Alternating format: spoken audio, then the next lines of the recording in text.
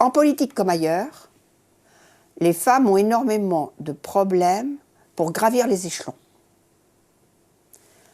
Si vous regardez dans les carrières professionnelles, c'est la même chose. Donc il n'y a pas de raison en politique, c'est la même difficulté.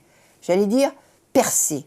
Pourquoi? Parce que vous savez, dans la vie, il y a des hauts, il y a des bas, et en politique, plus que jamais, il y a des élections qu'on perd, il y a des élections qu'on gagne, et puis il y a des élections qu'on va chercher avec les dents.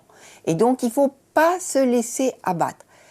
Le travail, le travail, le travail. On prend des coups, on perd des élections, mais on s'acharne sur le travail et on continue à servir. Et on nous dit, elles ne veulent pas, elles ne sont pas compétentes, elles ne savent pas faire. Ben non. Moi, ce que je vois, c'est que les femmes qui sont en politique, elles n'arrivent jamais à une réunion sans connaître leur dossier. Elles n'arrivent jamais à une réunion sans être parfaitement prêtes. Et quand elles parlent, elles ne parlent pas pour ne rien dire. Donc oui, les femmes, elles peuvent être aussi bonnes que les hommes. Il faut se lâcher et il faut se faire sa place. Quand on est la fille de la maîtresse, il ne faut pas faire de faute à sa dictée. Donc, il faut toujours se dépasser. Et donc, j'ai été élevée dans cette idée de perfection. Cette idée de perfection dans le travail, d'abord, elle place la valeur travail au-dessus de tout. Je suis passionnée par mon mandat. Je ne peux pas vous dire le contraire. Je n'aurais pas cette énergie dans les débats, dans les combats d'idées, si je n'étais pas passionnée. J'ai un modèle. J'ai une femme modèle, c'est Simone Veil. Une très grande dame. D'abord, certainement pour l'histoire personnelle qu'elle a vécue, mais aussi pour ce qu'elle a fait vivre aux femmes comme une véritable révolution dans leur vie. Moi, je suis de cette génération-là. Et je peux vous dire que la nuit où elle a défendu sa loi sur l'IVG, moi, j'écoutais à la radio ce qui se passait.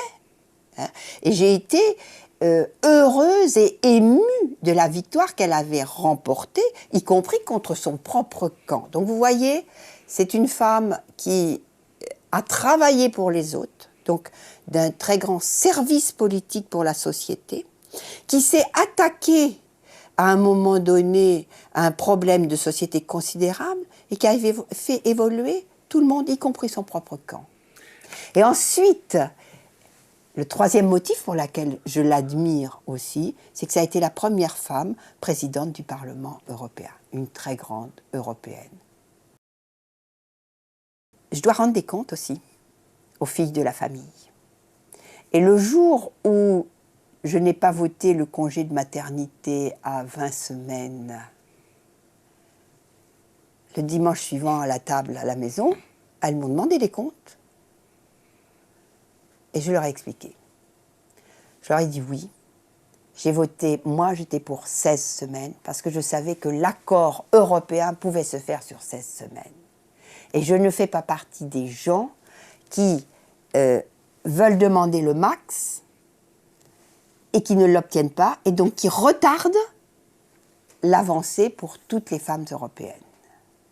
Et vous allez voir, le congé de maternité ne passera pas au Conseil à 20 semaines, il n'est pas passé.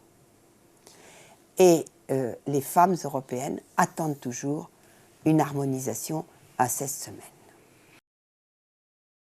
Il faut savoir faire le consensus. Il faut comprendre l'autre, il faut le respecter, mais il faut toujours savoir vers où on veut aller. Donc quel est notre objectif? Notre objectif, c'est d'avoir une société européenne qui corresponde aux valeurs fondatrices de l'Europe, et en particulier aux valeurs de liberté, de démocratie et de solidarité. Il faut toujours avoir ces valeurs en ligne de mire. Mais pour atteindre ces valeurs, il faut savoir faire travailler l'ensemble des groupes politiques, les uns avec les autres. Et donc, pour cela, il faut de la stratégie et de la négociation. Mais pour moi, je dois vous avouer, la négociation, c'est un jeu.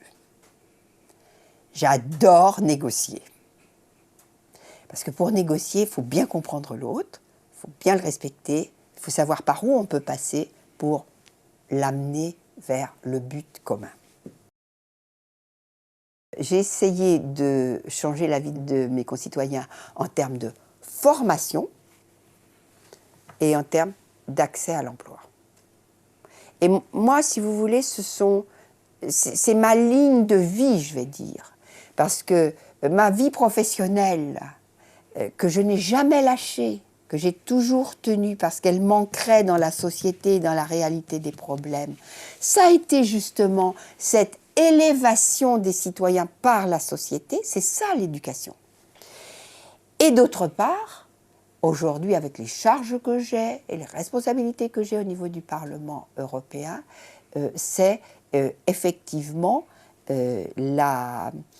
l'accès à l'emploi à travers le Fonds social européen et la lutte contre le chômage, qui est aujourd'hui un des premiers problèmes que nous devons affronter en Europe. Je vais vous dire, le premier succès a été de sanctuariser le Fonds social européen, de le faire respecter par les chefs d'État et de gouvernement. Parce qu'il y avait une tendance générale qui était de dire « confondons tous les fonds de cohésion ». La cohésion, c'est la cohésion sociale, c'est la cohésion territoriale. Mais je sais que si on ne fait pas respecter la cohésion sociale à travers le Fonds social européen, alors les 86 milliards d'euros qui sont dédiés à l'entrée dans l'emploi, à la formation, au maintien dans l'emploi, seront basculés dans un global de fonds et serviront à faire des routes, du béton, du bitume, mais on aura oublié le capital humain. Et moi, finalement, qu'est-ce qui m'intéresse? C'est le capital humain. Même si j'ai fait des multiples métiers dans ma vie professionnelle, à des postes divers, il y a une totale continuité dans ma vie. Ma formation, c'est l'histoire grecque antique, et la Grèce, c'est le berceau de la démocratie. Donc j'ai commencé ma vie d'étudiante et ma vie professionnelle avec la démocratie, et aujourd'hui, je suis encore en train de défendre la démocratie. Réussir sa vie politique, écoutez, moi, j'ai en mémoire ce que disent les Allemands. Si tu réussis une fois, c'est le hasard. Si tu réussis 2 fois, c'est la chance. Si tu réussis 3 fois, c'est le travail. Réussir la vie politique, c'est réussir plus de 3 fois. C'est donc beaucoup de travail. Et c'est servir les autres.